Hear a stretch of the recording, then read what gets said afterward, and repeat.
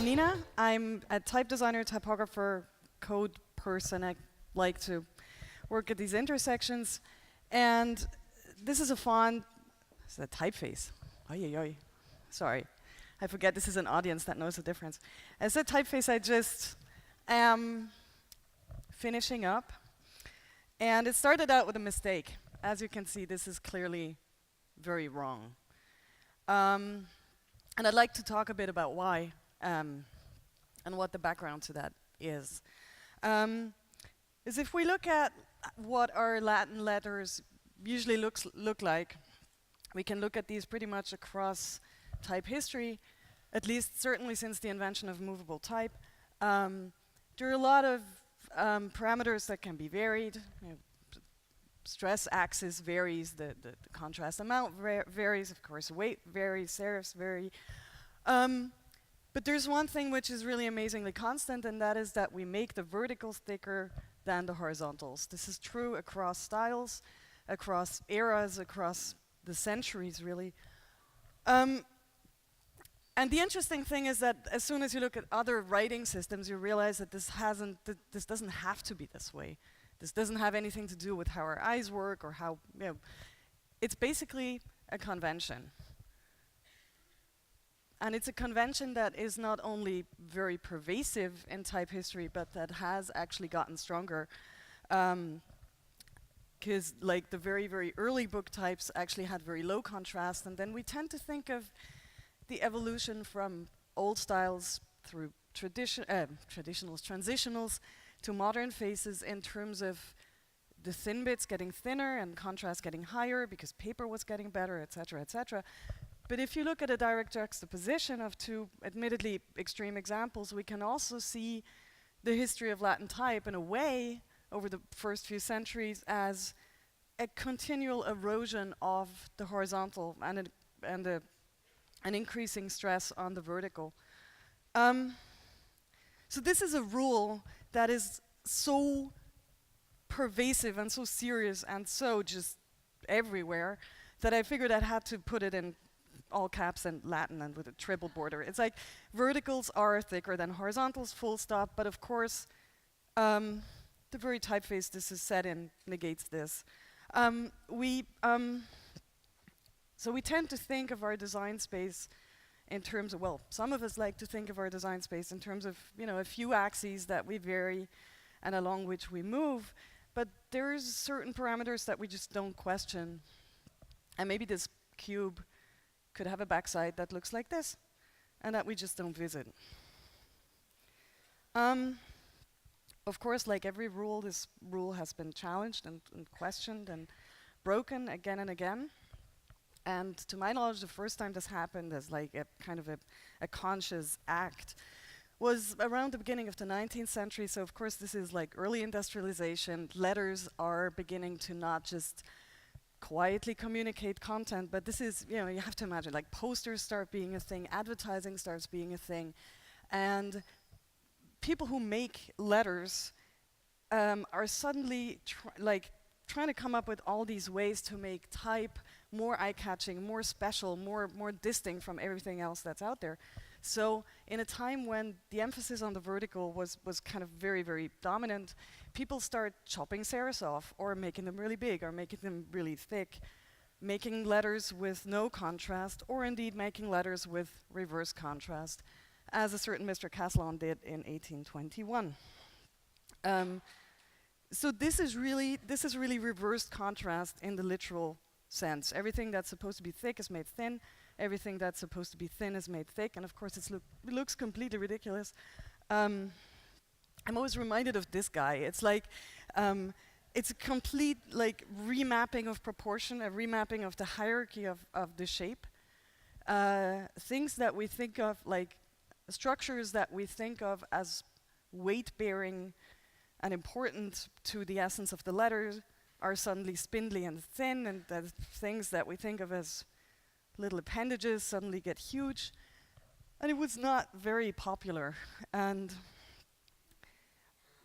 I've seen a few usages of this face in the wild, but not very many.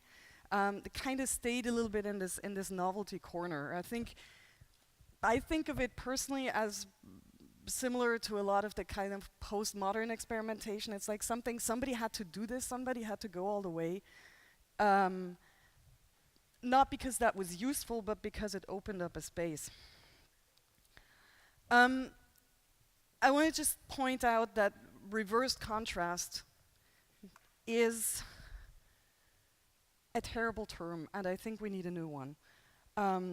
Today, when we refer to typefaces with reverse contrast, very often we mean typefaces that have a different relationship between horizontals and verticals than we're used to. So they have thicker horizontals than verticals, which does not have to mean literally reversing the contrast as Caslon did in this earlier example. It can also just mean refer to, for example, this line of which is a different heritage of letters with heavy horizontals, and we're all familiar with this stuff. There's a number of there are many instances of these things. They're usually referred to as French Clarendons or French antiques, or many other names, but those are the most common ones. And these started to be quite popular in the second half of the 19th century, so slightly later, and were actually quite successful, especially here in the States, not so much in Europe, interestingly. And here, the mechanism of how this works is actually quite different, because nothing really gets reversed. This is at its core just some kind of relatively standard Clarendon-ish low contrast slab thing that gets its stuff added to the top and the bottom. And of course you can do this to ridiculous extents. And that's really all there is to it. Heavy horizontals are this kind of thing that it's a bit like the zombies of type design. They never really go away. They also never really become established, so they kind of come back into view in these kinds of waves. So we have this stuff which becomes very popular, and at some point, gets kind of typecast into specific usages and disappears from other stuff. There's another wave of things that, for these you have to search a little bit harder, but there's sometimes really amazingly pretty stuff that just happens to have heavier horizontals. These are all around like the beginning of the 20th century. There's of course a big wave of this stuff in like the 70s. This is from a photo lettering book. And in recent times, a lot of type designers have kind of played around with this way of making letters that are really interesting. Many of these are, I still love that G. Many of these are very kind of displayish and very loud and very kind of playful, the way they use this contrast. And there are not that many, especially not with serifs, that use this kind of emphasis on the horizontal in a more subtle way. And I was reading about Antigolive, which of course is a bit of a grandmother of this genre in the very subtle corner. And it turns out that Excoffon had this entire theory behind why he was doing what he was doing, which is stressing the horizontal and especially stressing the top horizontal of the lowercase along the X-line. The idea that stressing the horizontal could actually be a thing that is useful and that has some kind of functional reason just totally blew me away. I was like, wait a minute. It's like, back up a moment. And got me thinking about what do horizontals and verticals really mean, or what do they do? What do they contribute to the texture of text? And what does it mean to strengthen one or the other? So I took, and I have to apologize to Frank Rieshammer, who's unfortunately here and has to witness this. Because this is, the next bit is not me making type, but me taking type apart. So I was like, I need a text face that is like just a normal, solid, nice text face with serifs. I don't have time to draw one from scratch, so I was like, I need one that is like, nice and that I'm allowed to take apart, which this is. So I split this up. Can you guys? You guys can see these colors, right? I think this guy is about to give up on the color end, but as a type designer, I can relate to that. So I split this up into just the horizontal bits, and just the vertical bits. And as you can see, I just totally dodged the question of the diagonals and only looked at the angle of things. This is pretty rough. This is really just to get an idea of what happens. So if you look at the texture, isolating the verticals leads to a kind of texture that seems weird, but like vaguely familiar, maybe. Leaving out the verticals leads to a texture that is noticeably weirder, I think.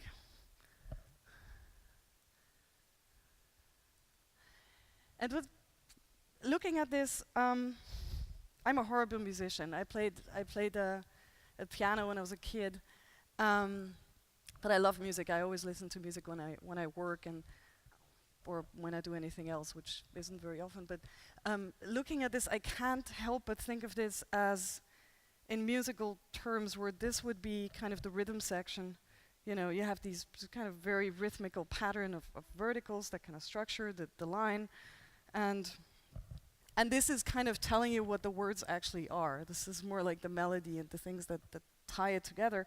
And depending on whether you're making a techno track or an a cappella song, you might want to dial one or the other up or down, right? Which is one of these moments where you wonder why nobody plays up the melody.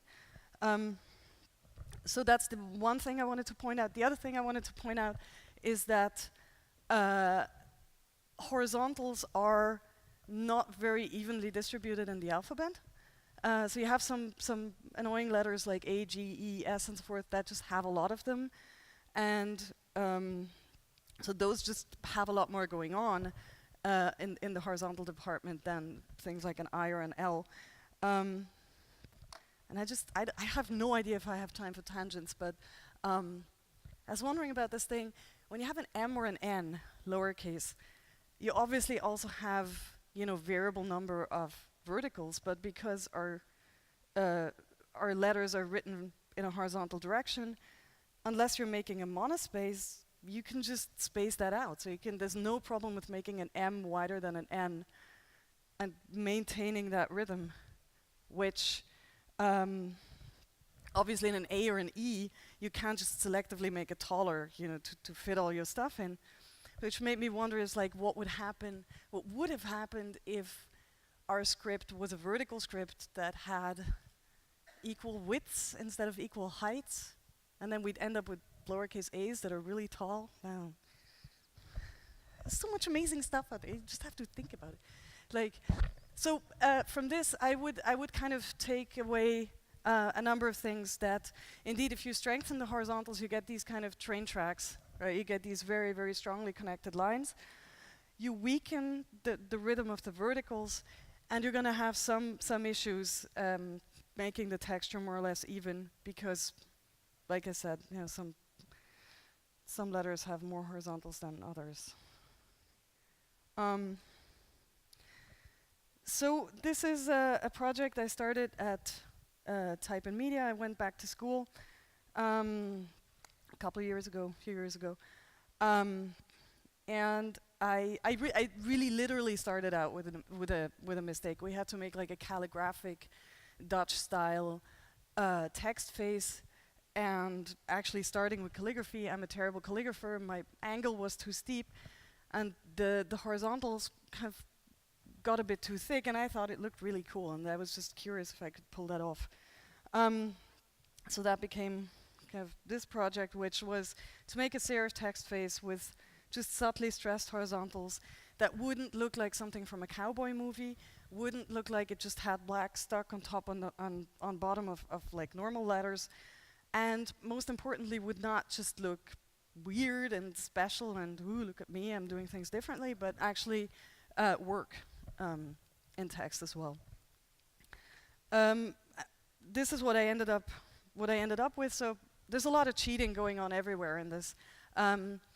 One of the cheats that I ended up with is to have serifs that are kind of very, very much wedge-shaped, because I wanted to avoid these kind of Bigfoot huge things on sticks. 10 minutes, seriously. I could have put a couple more things in then. Okay, I'm gonna slow down. So yeah, we have a wedge-shaped serifs that just put a lot of, kind of hide a lot of black in that big bracket. Or for example, in pointy things that just don't have horizontals, I just pull them apart a little bit to hide more black in there. And on the other side, I don't know, should I participate in a drink? I heard there's a drinking game that we all have to call out commercial type, but Christian Schwartz came to visit at a point where this thing looked like something from a children's book or something, and he basically, I think, gave me a good nudge to calm things down and to kind of reduce the contrast and really try to make it calmer and make it more boring, and that helped a lot. So things like the G, for example, where usually it's nice to have a bit of fun there, and I just tried to kind of make it very sober in terms of the structure, so that this whole thing with the contrast could do its thing without everything else already being overexcited. I'm not gonna bore you with the entire process. Of course, type design always takes forever, and there's a lot of tweaking, and there's a lot of back and forths. But what I found very interesting, especially in this project, is that kind of reversing the rules of the design also reversed some of the decision making or some of the questions that I had to address. The first one being, of course, that the decision to not follow a conventional contrast pattern is one thing, but then you have to think about, well, how are you actually gonna do it then? Like, what exactly is the logic? And in my case, I didn't end up actually reversing anything, which is why I didn't think of this as reversed contrast as much as stressed horizontals. So, the train track kind of gets a little bit more attention, a little bit more emphasis, and the rest gets dialed down. And yeah, like I said, the hierarchy of the decision making kind of shifts. Like in a normal text phase, if you make your serifs longer, that's gonna have already a big impact on the texture, because all of these things bubble up. If you have your weight on your serifs, then making the serifs longer also has a noticeable impact on weight, which is just totally blew my mind. It's like I need to kind of rethink the entire kind of decision-making process. Or, for example, the vertical relationships between different weights, where I just realized that I needed to make the difference in the vertical proportions be more pronounced than I was originally comfortable with. But it's just, if you have your weight in the horizontals and you increase the weight, then it has to go somewhere. And I was talking with Christian Sarkis of Typotech Arabic, and he said, if I remember this correctly, he said that in Arabic type design this is totally a thing, because if you have thick horizontals, you make them bolder, they gotta go somewhere. So this is it here on the right. I've put Georgia on the left. This is relatively arbitrary. I just wanted to have some kind of well-known, normal, unexcited text phase. What I find interesting in this comparison is that usually Georgia is something that looks relatively sturdy and stressable, and in this comparison it almost starts to look spindly. So I think that sturdy is probably a good word for this one. So you can see that there is very much this kind of cohesion in the line that I was going for, which again has repercussions for typography. Like when I was, is this next? Yes. Setting this little process documentary, I used it in text. It doesn't need as much leading because it kind of sticks together. And then also, I said the thing with the bolts, right? They grow this way. They don't grow so much this way. So this is kind of slightly different ways of how things relate. But I was pretty stoked that at the end of this process, I mean, I've been staring at this for 2.5 years, so maybe I just don't see it anymore, but I would just claim that it works. in text.